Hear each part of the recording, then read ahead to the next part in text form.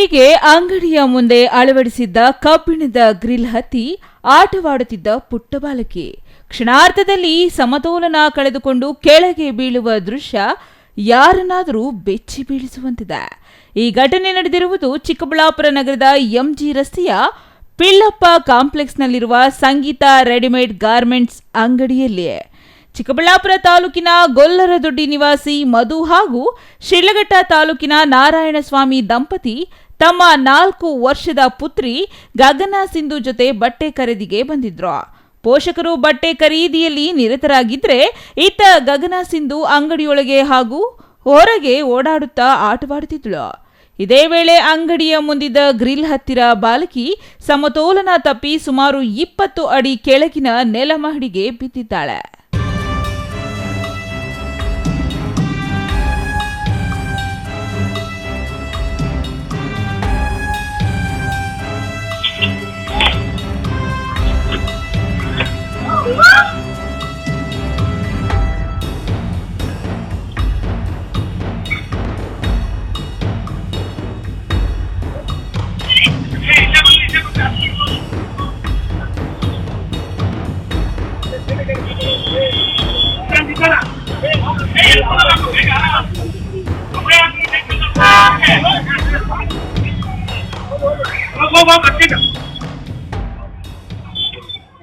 ಆರೂವರೆಯಲ್ಲಿ ಸ್ವಲ್ಪ ಪರ್ಚೇಸ್ ಮಾಡ್ತಾ ಇದೆ. ಆ ಟೈಮಲ್ಲಿ ಮಗು ಜೋತಾ ಇತ್ತು ಸರ್. ಬಟ್ ನಾವೆಲ್ಲ ಒಳಗಡೆ ಇತ್ತು, ಇಯರ್ಫೋನ್ ಪರ್ಚೇಸ್ ಮಾಡ್ತಾ ಇದೆ. 4-5 ಸತಿ ಇಲ್ಲಿ ಓಡಾಡಿದೆ ಮಗು. ಮತ್ತು ಸ್ವಲ್ಪ ಆಚೆ ಮತ್ತು ಅವರು ಮುಂದೆ ಹೋಗ್ಬಿಟ್ಟು ಗ್ರಿಲ್ ಮೇಲಿಂದ ಬಿದ್ದೋಯ್ತು ಸರ್. ಬಿದ್ದೋಗಿತ್ತು. ನಮಗೆ ಎಲ್ಲರಿಗೂ ಭಯ ಬಂದ್ಬಿಟ್ಟು ಹೆಂಗೇನು ಆಗಿದೆ ಸರ್ ಅದು. ಆವಾಗ ನೋಡಬೇಕಾಯ್ತು. ನಾವು ಏನು ನೋಡೋಕ್ಕಾಗುತ್ತೆ, ಎಲ್ಲ ಒಳಗಡೆ ಕಸ್ಟಮರ್ ಇರುತ್ತೆ. ಈಗ ಅವ್ರ ಜೊತೆ ಬಂದರೆ ಅವ್ರು ನೋಡಬೇಕು ಸರ್. ಬಟ್ ಏನಿದೆ ಸ್ವಲ್ಪ ಮಗು ಚೆನ್ನಾಗಿದೆ ಅಥವಾ ಪರವಾಗಿಲ್ಲ ಸರ್. ಅವ್ರು ಒಳ್ಳೆ ಆಗಲಿ ದೇವರು ಸರ್. ಅವರ ಏನೋ ಫಸ್ಟ್ ಅಭಯ ಹಾಸ್ಪಿಟ್ಲ್ಗೆ ಹೋಗಿದ್ದು, ನಾವು ಕೂಡ 2 ಸತಿ ಹೋಗಿದೆ. ಮತ್ತು ಅಲ್ಲಿ ಡಾಕ್ಟರ್ ಸ್ವಲ್ಪ ಅಲ್ಲಿ ಬೆಂಗಳೂರು ಕಳಿಸಿದೆ ಸರ್. ಅಲ್ಲಿ ಏನೋ ಘಟನೆಗೆ ಮುನ್ನ ತಾಯಿ 2-3 ಬಾರಿ ಮಗುವನ್ನ ಅಂಗಡಿಯೊಳಗೆ ಕರೆದುಕೊಂಡಿದ್ರು. ಮಗು ಮತ್ತೆ ಹೊರಗೆ ಬಂದು ಆಟವಾಡುತ್ತಲೇ ಇತ್ತು. ಅಂಗಡಿಯ ಮುಂದೆ ಇದ್ದ ಬೊಂಬೆಗಳನ್ನ ಮುಟ್ಟುವುದು, ಓಡಾಡುವುದು ಮಾಡುತ್ತಿದ್ದ ವೇಳೆ ಗ್ರಿಲ್ ಮೇಲೆ ಹತ್ತಿ ನಿಂತಿದೆ. ಆಗ ಆಯತಪ್ಪಿ ಮೊದಲ ಮಹಡಿಯಿಂದ ನೇರವಾಗಿ ನೆಲ ಮಹಡಿಗೆ ಬಿದ್ದಿದೆ. ಈ ದೃಶ್ಯ ಕಂಡ ಪೋಷಕರು ಹಾಗೂ ಅಂಗಡಿಯ ಸಿಬ್ಬಂದಿ ಬೆಚ್ಚಿ ಬಿದ್ದು ತಕ್ಷಣವೇ ಮಗುವನ್ನ ರಕ್ಷಿಸಿ ಸ್ಥಳೀಯ ಆಸ್ಪತ್ರೆಗೆ ಕರೆದೊಯ್ದಿದ್ದಾರೆ.